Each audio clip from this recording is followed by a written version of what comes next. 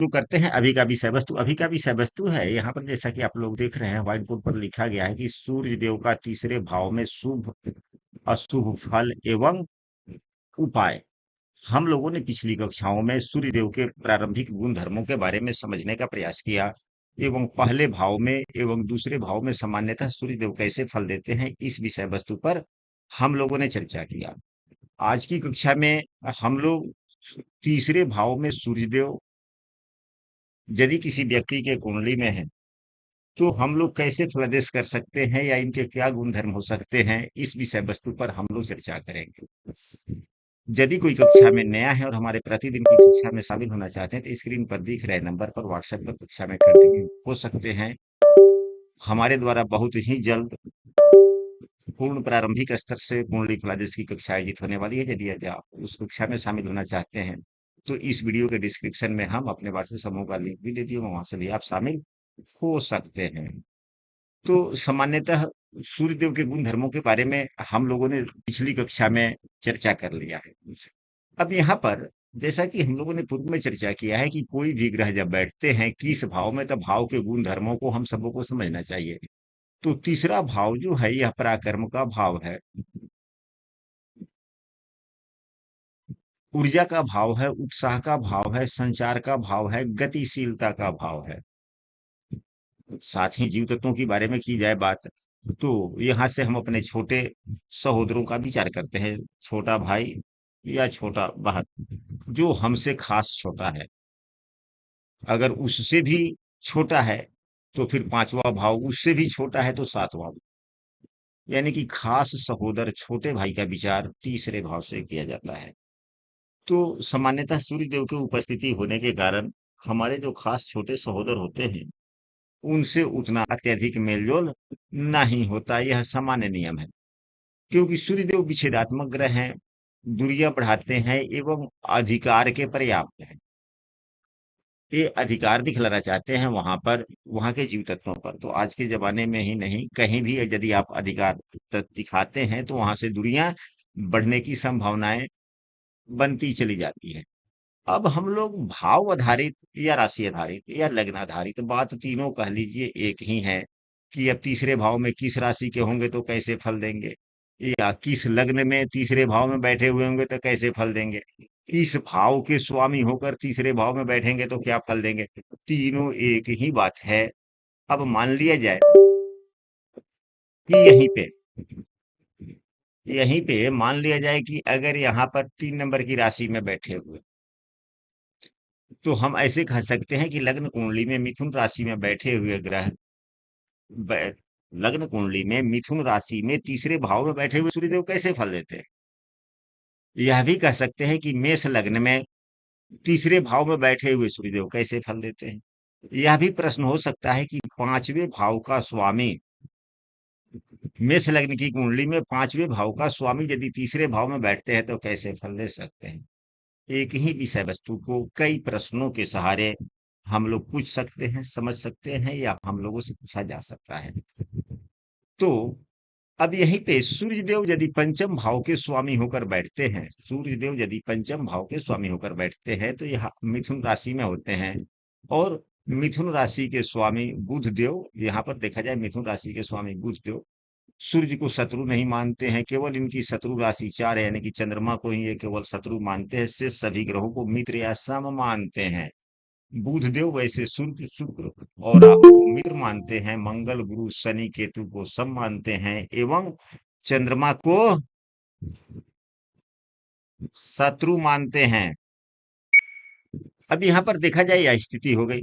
तो अब यहाँ पर एक तो पंचमेश है, बुद्धि भाव के स्वामी हैं और संचार भाव में बैठ गए, अपने भाव से तीसरे भाव में, भले अपने भाव से 11वें भाव में है। जो भी ग्रह अपने राशि के भाव से यदि 11वें में होता है तो अच्छा फल देता है अपनी राशि के।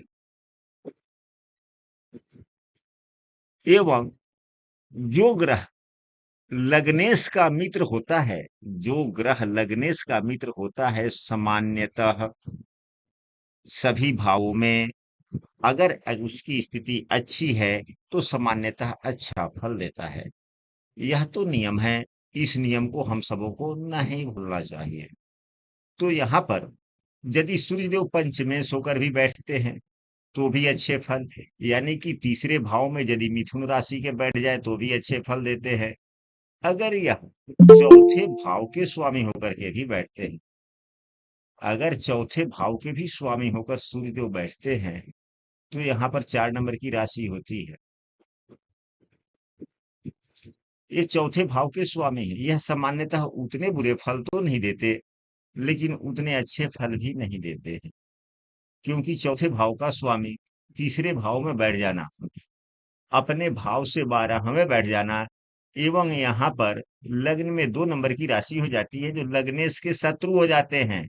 क्या हो जाते हैं? लग्नेश के शत्रु हो जाते हैं। शत्रु हो जाते हैं।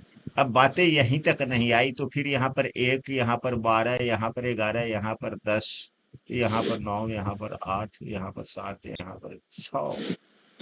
अब यहाँ पर देखा जाए कि ये स्थिति इनकी कैसी हो गई, तो इनकी स्थिति मित्रवत है। सूर्य चंद्रमा को मित्र मानते हैं और इनकी दृष्टि यहाँ पड़ती है भाग्य भाव पर, और कई मायनों में ये अच्छे भी फल देते हैं। सूर्यदेव की मकर राशि पर दृष्टि अच्छा फल देता है, या मकर राशि के सूर्यदेव होते हैं तो अच्छे फल देते हैं, क्योंकि मकर राशि से ही सूर्यदेव को बल मिलना शुरू हो जाता है। मकर संक्रांति जब सूर्यदेव उत्तरायण होते हैं तब मकर राशि में प्रवेश करते हैं, तभी तो सूर्यदेव को बल कहां से मिलना शुरू हो जाता है, किस राशि से? मकर राशि। मकर संक्रांति के दिन सूर्यदेव उत्तरायण होते हैं तो किस राशि में प्रवेश करते हैं? इतना तो आप सबों को सामान्य ज्ञान होगा ही। मकर राशि। तो मकर राशि में। हाँ, ऐसा भी कहा गया है, ऐसा कहा गया है पुस्तकों में भी, कर्मकांड वाली में भी, मुहूर्त शास्त्रों में भी, या फलित होरा शास्त्र के जितने पुस्तक सभी में, कि जितने भी वैदिक कर्म है या शांति कर्म है, कोई भी पूजा पाठ की कर्म है, यदि अत्यावश्यक न हो तो जब सूर्यदेव उत्तरायण हो जाए तो करे, ज्यादा फल मिलता है। ऐसा कहा गया है कि नहीं कहा गया है? जी गुरुजी। कहा गया है। यदि अत्यावश्यक न हो तो उत्तरायण में करें। और वैसे बहुत से कुछ काम जो हमारे जीवन को अत्यधिक सुख देने वाले कार्य हैं, उन कार्यों को अत्यधिक यह भी कहा गया है कि उत्तरायण में करें, ऐसा भी कहा गया। तो यहाँ पर सूर्यदेव जो है मकर राशि के अच्छे फल देते हैं। तो सूर्यदेव की मकर राशि पर दृष्टि पड़ना, यह मकर राशि कहाँ है? यह 9वें भाव में, भाग्य भाव में, भाग्य को मजबूत भी करते हैं। तो चौथे भाव का स्वामी जो सुख भाव का स्वामी है, जो वास्तविक सुख मिलना है, घर, भूमि, भवन, मकान इत्यादि का, कोई भी व्यक्ति जब काम करता है तो भूमि, भवन, मकान के लिए करता है। उसके स्वामी का, उस स्वामी का यानी केंद्र भाव के स्वामी की दृष्टि भाग्य भाव पर पड़ती है। भले यह इनकी शत्रु राशि है, लेकिन थोड़े अच्छे फल तो देते हैं। तो यह सामान्यतः उतने नुकसान नहीं करते। तो हम लोग मिश्रित वाले में यहाँ पर रख लेते हैं 4 नंबर की राशि। अब इसके बाद में यदि यह भी हम लोगों ने पढ़ा है कि यदि कोई भी ग्रह स्वराशि का कहीं भी हो, अच्छा फल देता है।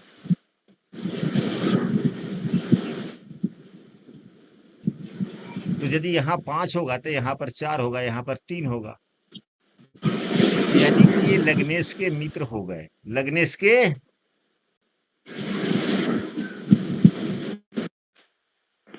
के मित्र हो गए और अपने स्वराशि के बैठ गए, और उपचय भाव में है, पराक्रम साहस भाव में है, गतिशीलता भाव में है, तो स्वराशि का ग्रह नुकसानदायक नहीं होता, यह अच्छे फल प्रदाता होगा। अब इसके बाद में हम लोग चलते हैं कि यदि दूसरे भाव के स्वामी होते हैं तो भी अच्छे फल देते हैं। अब दूसरे भाव में यहाँ पर 5 नंबर की राशि हो जाएगी दूसरे भाव में, तो यहाँ पर सूर्यदेव की 6 नंबर की राशि हो जाएगी। अपने राशि से यह अगले भाव में बैठ गए, एवं लग्नेश के मित्र भी, लग्नेश के मित्र भी हैं, इसलिए इनकी स्थिति अच्छी हो जाती है। तो यदि यहाँ पर अब 5 होगा तो यहाँ पर 4, यहाँ पर 3, 2, 1, 12। अब यहाँ पर इनकी दृष्टि मीन राशि, भाग्य भाव पर पड़ी जो इनकी मित्र की राशि है और उत्तम हो गया। और क्या हो गया? उत्तम हो गया गुरु। उत्तम हो। तो यदि अब यहाँ पर 5 नंबर की राशि में भी बैठते हैं तो भी अच्छा फल हो गया, यहाँ पर 6 नंबर की राशि में भी बैठे तो भी अच्छा फल हो गया। अब हम लोग चलते हैं कि यानी कि तृतीयेश हो गए, द्वितीयेश के बारे में भी हम लोगों ने बैठ बतला दिया। अब यहीं लग्नेश होकर बैठेंगे तो अच्छी बात नहीं होगी। लग्नेश होकर बैठेंगे तो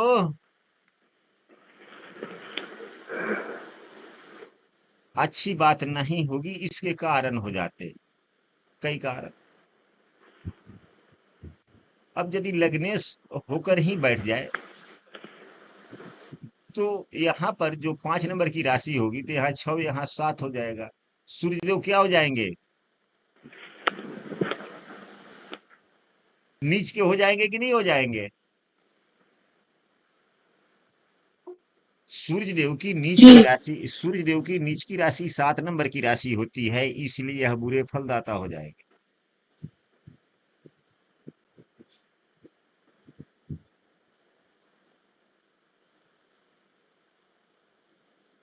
और यहाँ पे हमने किस बात को लिखने के लिए कि अच्छे फल नहीं देते हैं, तो हमने यहाँ पर एक ही सिर्फ लिख दिया है, याद नहीं रहा।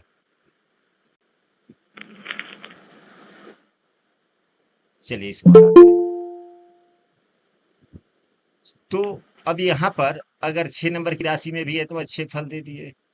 अब यदि यहाँ पर 7 नंबर की राशि में अगर बैठते हैं तीसरे भाव में, तो नीच के हो जाएंगे, बुरे फल देंगे या नहीं देंगे?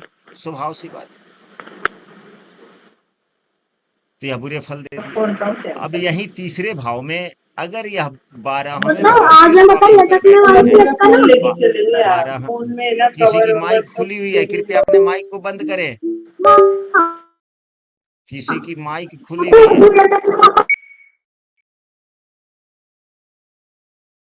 यहाँ पर नीच के हो जाएंगे तो भाग्य भाव पर ऊंच की दृष्टि पड़ेगी। ठीक है, भाग्य अच्छे होंगे, यह भी कहना आपका सही है। लेकिन हमारे भाग्य मजबूत कैसे होते हैं, भाग्य अच्छा कैसे होता है? जब हमारे कार्य करने के तरीके, कार्य करने का स्किल पावर इत्यादि अच्छा होगा, तभी तो हम अच्छे काम कर पाएंगे। हम अपनी बातों को, यह जो तीसरा भाव होता है लोगों को समझने समझाने का भी होता है। हम अपने भावनाओं को लोगों को समझेंगे समझाएंगे, तभी तो हमारे कार्य अच्छा होते चले जाएंगे और हमारा भाग्य मजबूत होता चला जाएगा। तो भाग्य, कम्युनिकेशन स्किल। हाँ जी, तो कहने का मतलब यह है कि हम ये नहीं कह रहे कि सूर्यदेव की ऊंच की दृष्टि है तो यहाँ भाग्य मजबूत हो जाएगा। तो यहाँ स्किल भी तो खराब हो रहा है ना। तो जब तक स्किल पावर अच्छा नहीं होगा, हम अपने भाग्य को कैसे अच्छा कर सकते हैं?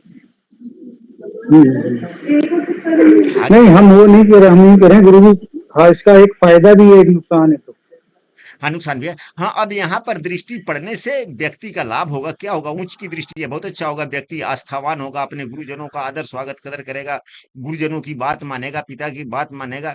यह इस प्रकार की बातें लाभ हो सकती है। लेकिन स्किल पावर तो खराब हो गया ना। हाँ, यदि ग्रह नीच है, नीच भंग हो रहा हो तो ऐसी बात है।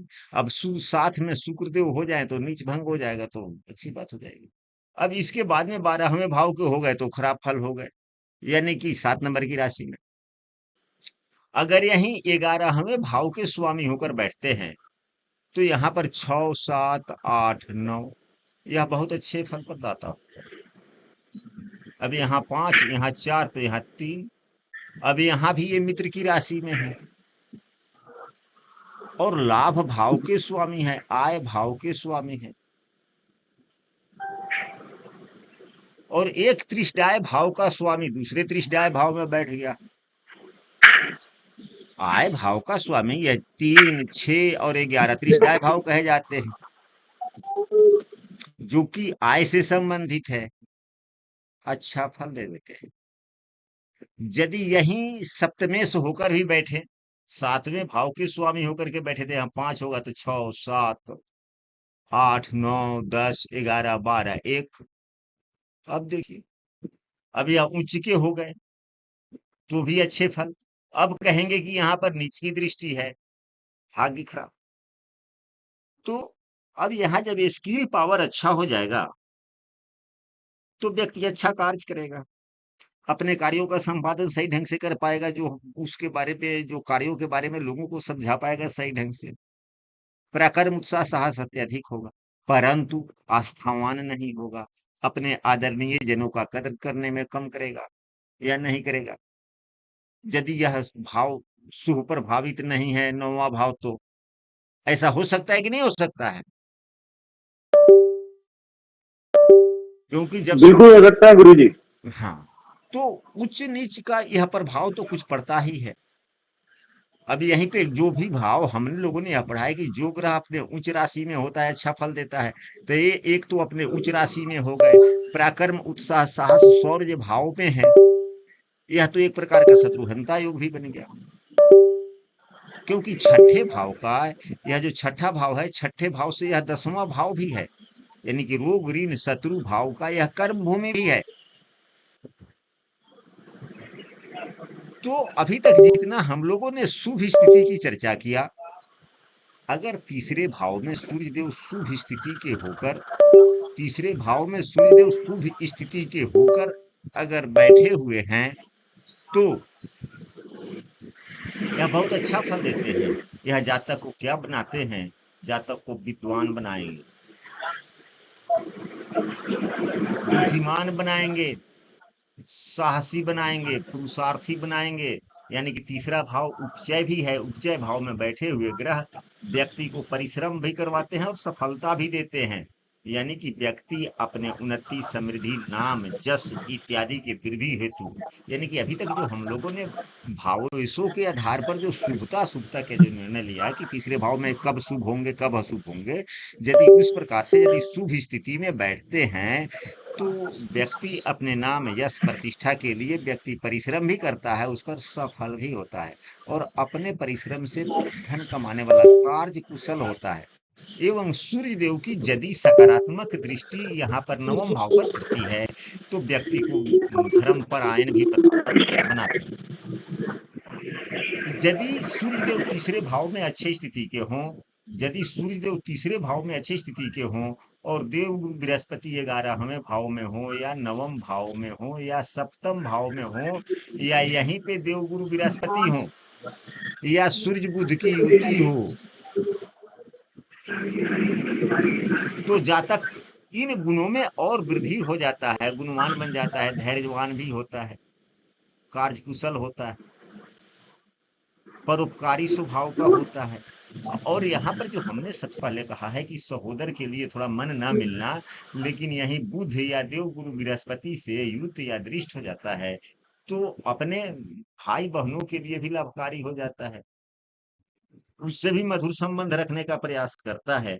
और सूर्य की अच्छी स्थिति होना और तीसरे भाव पे खास करके और शुभ ग्रहों से युत दृष्ट होना, यह भी दर्शाता है कि हम अपने से बड़े, अपने से अधिक प्रतिष्ठित लोगों से भी मधुर संबंध। अगर सूर्यदेव यहीं पे उच्च के स्थिति के हैं, अगर सूर्यदेव तीसरे भाव में उच्च राशि के हैं, तो इनकी मूल त्रिकोण राशि कहाँ चली जाएगी? सात, पंचम भाव में।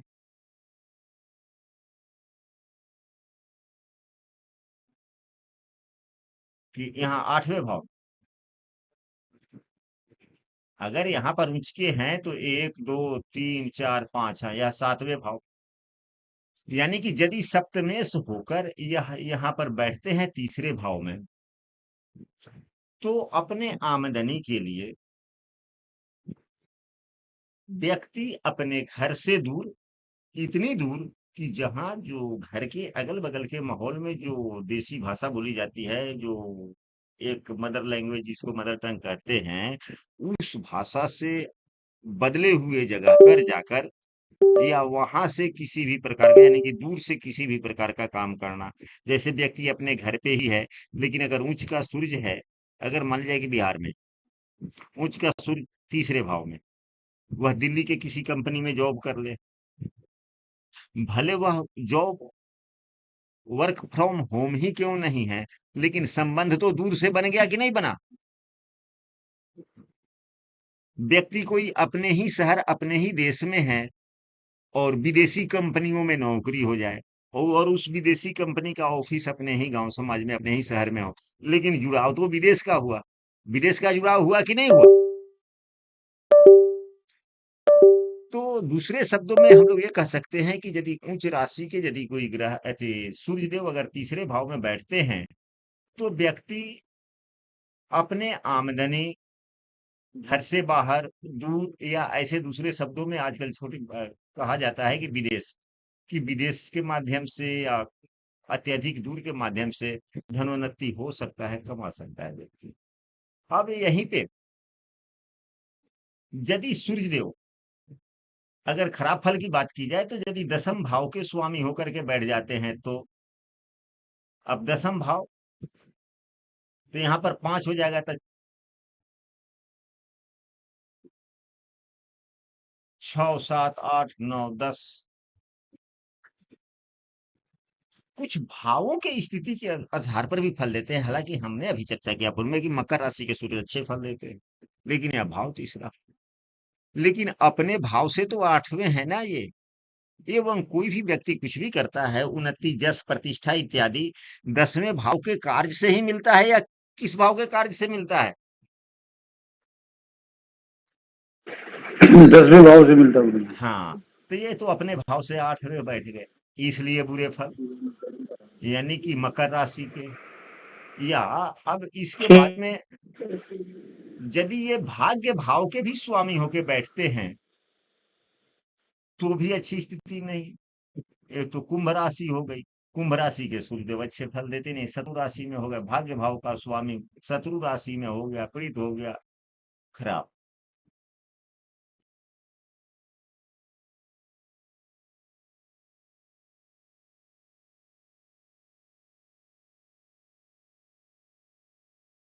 इसलिए अब यह क्या हो जाएगा, तो उग्रता थोड़ी ज्यादा हो जाएगी। यह ठीक ठाक, उतना अच्छा नहीं हुआ, इसको हम लोग मिश्रित कह सकते हैं, खराब नहीं, उतना खराब नहीं तो लेकिन उतना अच्छा भी नहीं हुआ। अब यदि छठे भाव के स्वामी होकर बैठे तो क्या हो जाएगा, यह भी अच्छी बात नहीं। 6 7 8 9 10 11 12 1 2, अब छठे भाव का स्वामी तीसरे भाव में बैठ गया तो छठा भाव क्या है, यह शत्रु है। तो शत्रु भाव का स्वामी ऊर्जा भाव में बैठ जाए, यह भी उतना अच्छा फल नहीं। तो इसके फल क्या हो जाते हैं, यह व्यक्ति को बुद्धिहीन बना देता है। यानी कि हम लोगों ने पढ़ा है कि छठे 8वें एवं 12वें भाव का स्वामी जिस भाव में बैठ जाते हैं सामान्यतः उस भाव के फलों में हानि करते हैं, और खास करके छठे भाव का और 8वें भाव। लेकिन यहाँ पर अच्छे फल नहीं देता है। नहीं ना, अभी यहाँ पर जो देखा जाए 12वां भाव भी ज्ञान का है, 8वां भाव भी ज्ञान का है, परंतु छठा भाव ज्ञान का नहीं। 8वें भाव से हम उच्च शिक्षा देखते हैं और मोक्ष का ज्ञान हम लोग 12वें भाव से देखते हैं। 12वें तो यह जो 8वां एवं 12वां भाव कम से कम या तो ज्ञान के लिए कुछ ना कुछ तो सहयोगी हो गया ना, तो ज्ञान में स्किल की आवश्यकता होती है। ज्ञानवान बनेगा। लेकिन यह छठा भाव से तो ज्ञान नहीं देखते, यहाँ से तो शत्रुता देखते हैं। रोग अब छठे भाव रोग का स्वामी जहां बैठेगा उस भाव के फलों में कमी तो लाएगा ही लाएगा, तो यह स्किल पावर के गुणों में कमी लाएगा। तो जहां स्किल पावर के गुणों में कमी आएगी और तो क्या यह ठीक होगा, जीवन को आगे बढ़ने में सहयोग सहायता दे सकता है? नहीं देगा। तो ऐसा हो सकता है कि यदि अशुभ स्थिति में हो करके यहीं सूर्यदेव तीसरे भाव में बैठ जाएं तो व्यक्ति को चंचल मना बना देते हैं, बुद्धिहीन बना देते हैं। कार्य व्यवहार जो काम करने में जो व्यवहारिकता जो दिखती है, जो स्किल पावर है, उसमें समस्याएं आती, बाधा आती है। कठोर परिश्रम करने पर भी आय कम होते हैं एवं यह छठा भाव जो है शत्रुता का भाव है। तो शत्रुता के भाव का स्वामी यदि भाई भाव में बैठ जाए तो भाइयों से भी शत्रु, मानसिक तनाव बढ़ जाना। और खास करके सूर्य देव जब छठे भाव के स्वामी होकर के तीसरे भाव में बैठते हैं, तो यदि व्यक्ति भलाई भी करता है तो उसका यश नहीं मिलता। यदि यहीं पे सूर्य देव खराब स्थिति के बैठे हुए हों, शनि से दृष्ट हो जाए, या शनि के द्वारा देखे जाते हों, शनि पंचम भाव में हो, लग्न में हो या नवम भाव में हो, या राहु से युक्त हो जाए या राहु के द्वारा देखे जाते हो, राहु 11वें भाव में हो, 7वें भाव में हो, या राहु की यहीं पे युक्त हो जाए तो और समस्या। तो सूर्य देव पिता के भी कारक हैं। पिता से भी सुख में कमी, यानी कि पिता से मन ना मिलना उतना, धन हानि, और यह जो भाव है तीसरा भाव जितना खराब होगा उतना क्या होगा, 12वां भाव जितना खराब होता है, 12वां भाव जितना खराब होता है उतना लग्न के लिए नुकसानदायक होता है। 12वां भाव जितना खराब होगा किस भाव के लिए नुकसान होगा वो,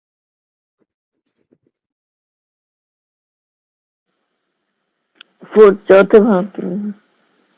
12वां भाव खराब होगा तो लग्न को प्रभावित करेगा ज्यादा ना, क्योंकि वो तो लग्न से 12वां। गुरु जी लग्न का व्यय करेगा वो। हाँ, खराबी करेगा यानी कमी ला देगा। अच्छा। मतलब लग्न का व्यय करेगा यानी कि व्यक्ति के लिए हानि करेगा ना। जी द्वादेश जहाँ स्थित होगा वे तो उसका करेगा गुरु जी। जो का नहीं ना, अगर 12वां भाव यदि खराब हो तो लग्न खराब होगा, लग्न को आप व्यय करेगा यानी कि व्यक्ति के शरीर का हनन या किसी भी प्रकार का हनन तो करेगा ना, खराब करेगा ना व्यक्ति। जी तन को खराब करेगा ये। अच्छा, चाहे किसी भी प्रकार का खराबी करे, तन कमी तो करेगा ना, खराबी तो करेगा ना। लग्न कब होगा? लग्न से संबंधित सुखों में कमी करेगा कि नहीं करेगा? करेगा। करेगा, बस हमें यही उत्तर चाहिए। तो अब तीसरे भाव में, यहीं पे तीसरे भाव में सूर्यदेव हो, तीसरे भाव में सूर्यदेव हो, खराब स्थिति के भी हो, राहु से युक्त हो, शनि से दृष्ट हो, या राहु शनि से प्रभावित हो, तीसरे भाव में खराब सूर्य हो, या चौथा भाव क्या है, पारिवारिक घरेलू सुख का भाव है ना ये तो। चौथे भाव से घर के सुख देखे जाते हैं ना। तो घरेलू विवाद होते रहना इत्यादि। तीसरा भाव हमारे स्किल पावर का है, कार्य क्षमता का है, तो उसमें कमी होना इत्यादि, यानी कि समस्याएं आती जाती रहती है। यह इस प्रकार के फल हुए। सामान्यतः हम लोगों ने सभी राशियों को सरसरी तौर पर हम लोगों ने अध्ययन करने का प्रयास किया। अब यदि यहीं पे सूर्यदेव खराब स्थिति के हैं और तीसरे भाव में हैं, तो हम लोग सामान्यतः क्या उपाय कर सकते हैं भाव आधारित। तो सूर्य संबंधी दान। देखिए, यदि तीसरे भाव में सूर्यदेव हों और खराब स्थिति में हों, तो एक दो ही चीज बहुत ज्यादा लाभकारी, बहुत लाभ देता है। अपने परिवार में सबसे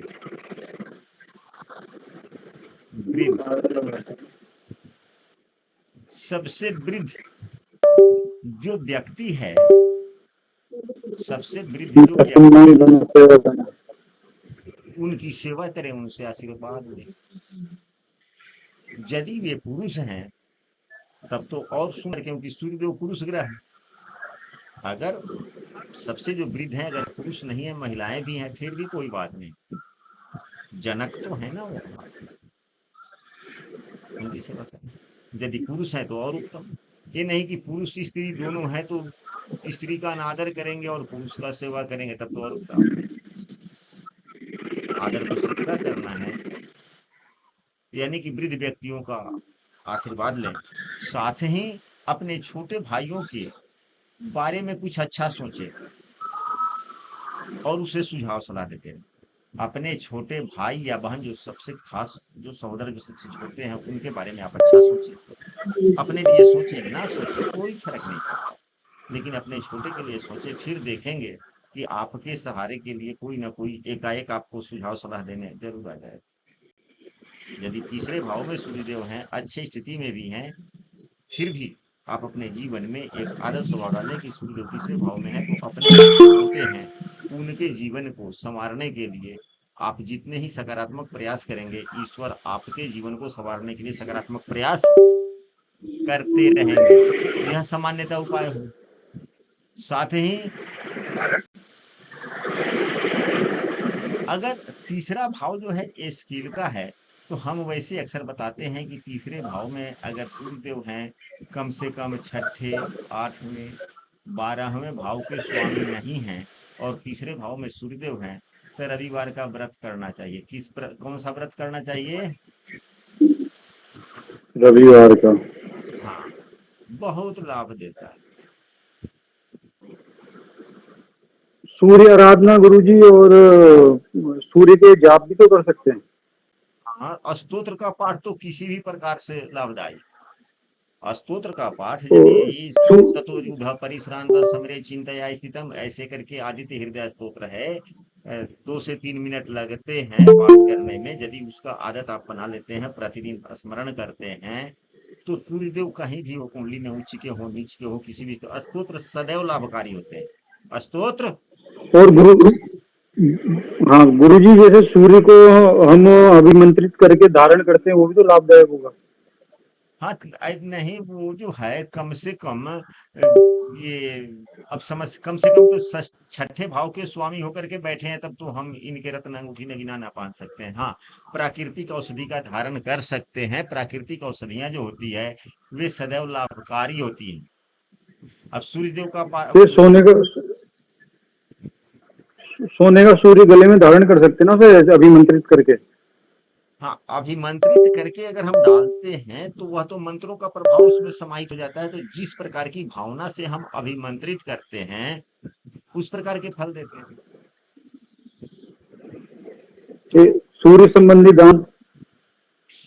दान, देखिए दान करना अलग विषय वस्तु है। तो अच्छा। दान के लिए तो नीच के ग्रहों का दान किया जाता है। हमेशा दान हर चीज का विषय, दान करना है तो आपके कुंडली में कौन से ग्रह दान करने वाले बनते हैं, उस ग्रह से संबंधित विषय वस्तुओं का यदि दान करते हैं तो ज्यादा लाभकारी हो।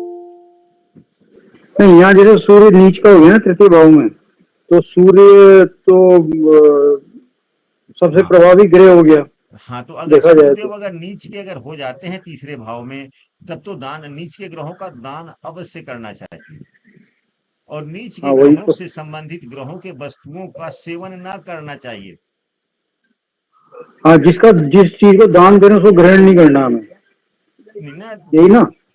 बात नहीं है, बात यहाँ पर ये बनती है कि अब सूर्य देव से संबंधित बहुत सी वस्तुएं हैं, जैसे गेहूं भी सूर्य से संबंधित ही है। गेहूं सूर्य से संबंधित है, हम्म। गुड़ भी गुड़ सूर्य से संबंधित है, मसूर का दाल भी गुड़ से संबंधित है, लाल कपड़ा भी सूर्य से बिल्कुल। संबंधित है, लाल रंग के फूल भी, लाल चंदन इत्यादि। तो क्या हम लाल रंग के वस्तु जब इतना सब हम दान कर सकते हैं या कर देते हैं, तो क्या यह हम भोजन ना करें? तब फिर जीवन कैसे जाएगा? हम्म। नहीं, वो जैसे जिस दिन हम दान कर रहे हैं उस दिन उन चीजों को ग्रहण ना करें। नहीं ना, ठीक है। हाँ, आप हाँ, उस दिन ना ग्रहण करें, आपका भी कहना उचित ही है। हम आपके वाणी से हम सहमत हैं कि आपने उचित ही कहा है। लेकिन इसके एक और भी विकल्प बनते हैं कि सूर्य देव का कोई भी एक वस्तु जो आसान सा हो। हम्म। उसे अब दान कर अनेक दें। वस्तुएं हैं, कोई भी एक वस्तु को हम संकल्प ले लें कि हम यह सूर्य देव की यह वस्तु नहीं खाएंगे, उपयोग नहीं करेंगे, हम्म। और सभी करेंगे। वो सबसे उत्तम होगा। कोई भी, यदि सभी बिल्कुल नहीं हो बिल्कुल सकता बिल्कुल। तो कोई एक तो हम छोड़ ही सकते हैं। छोड़ ही सकते हैं। जी गुरु जी। लेकिन अब मान लीजिए कि अगर पुरुष है तो हम ये कह देंगे कि हाँ लाल रंग का कपड़ा तुम छोड़ दो, नहीं पहनेगा, चल जाएगा। लेकिन अगर वही सही है। महिलाएं हैं तो हम कैसे कह सकते हैं कि तुम आप लाल पीला कपड़ा मत, अगर सूर्यदेव है नीच के तो हम कह देंगे लाल कपड़ा ना पहनो, अगर देवगुरु बृहस्पति है तो फिर पीला कपड़ा ना पहनो, क्योंकि 10 नंबर में देवगुरु नीच के हो जाएंगे, तो हम कैसे कह सकते हैं, नहीं कह सकते। तो कौन सी बातें किस पर लागू हो पा रहा है वह कहेंगे। तो कोई कपड़ा नहीं छोड़ पा रहा है तो कोई कुछ नहीं छोड़ पा, तो कुछ भी तो एक छोड़ दे। जैसे चने का दाल है तो वह तो जी दाल गुरु जी। प्रमुख है, अच्छा है, पौष्टिक है, उसको हम कैसे कह सकते हैं छोड़ देने के। हम ये कह सकते हैं कि हाँ भाई, यदि अत्यावश्यक न हो तो केला ना खाएं, या पीले रंग का कोई एक फल छोड़ दे, लाल रंग का कोई एक फल छोड़ दे। क्या हम ऐसे सुझाव सलाह दे सकते हैं कि नहीं दे सकते? बिल्कुल बिल्कुल दे सकते हैं गुरु जी। तो सुझाव बतलाते वक्त हम सबों को यह भी देखना चाहिए कि हम यह सुझाव किसको दे रहे हैं और वह किस प्रकार प्रभावी हो सकती है, और हम जो बोल रहे हैं उस पर सामने वाला व्यक्ति कितना अनुपालन करता है। कर सकता है। हम सबों को इन सभी बातों का पूरा ध्यान रखना चाहिए। तो आशा करते हैं कि आज की पूरी विषय वस्तु आप लोगों को समझ में आई होगी। यदि आप लोगों को यह कक्षा अच्छी लगी हो तो आप लोग अपने मित्रों को भी इस कक्षा के बारे में बतलाएं कि कक्षाएं चलती है, अच्छी है और इसका लाभ